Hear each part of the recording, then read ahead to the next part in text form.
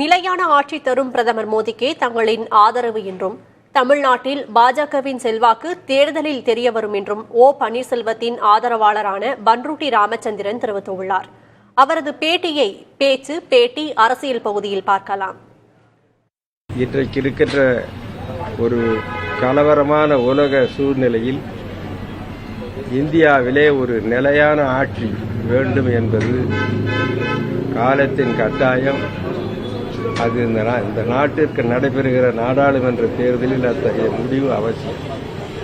நிலையான ஆட்சியை தரக்கூடிய வாய்ப்பு, வசதி இன்றைய தினம் பிரதமர் மோடி அவர்களும் அவர்களை சார்ந்த தேசிய ஜனநாயக கூட்டணிக்கும் இருக்கிறது.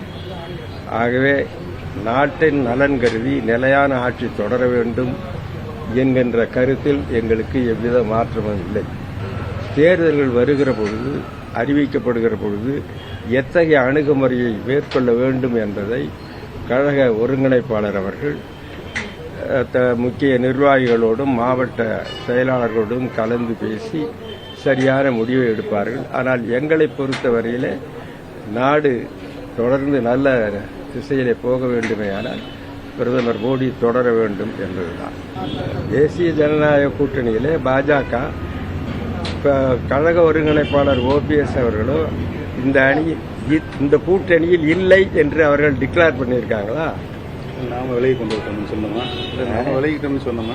நம்மளும் விலகிட்டு அவரே சொல்லியிருக்காரு பல இடங்களில்.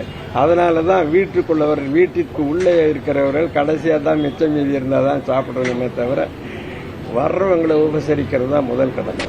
எங்களது இயக்கத்தின் சார்பில் வெளிவருகின்ற அறிவிப்புகள் கழக ஒருங்கிணைப்பாளர் அவர்களுடைய கையெழுத்திட்டு வருகின்ற அறிவிப்புகள் மட்டும்தான் அதிகாரப்பூர்வமான அறிவிப்புகள். எங்களில் யாராவது ஒருவர் ஏதாவது செய்தியை வெளியிடுகிறார் என்றால் அது எங்களது இயக்கத்தை கட்டுப்படுத்தாது. ஏன்னா இன்னைக்கு அருமை நண்பர் மருது அழகராஜ் ஏதோ ஒரு அறிவிப்பு கொடுத்திருக்கார்.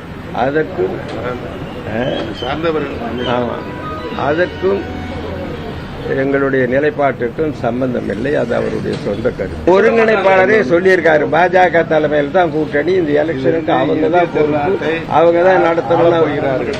எங்களை பொறுத்தவரையில் எங்கள் ஆதரவு உண்டு. அவர்களுக்கு எவ்வளவு செல்வாக்கு என்பதை தேர்தலில் தீர்மானிக்கலாம். எங்க அணி 39 தொகுதிகளிலும் போட்டியிடும். புதுச்சேரியிலும் சேர்த்தா 40லும் போட்டியிடும்.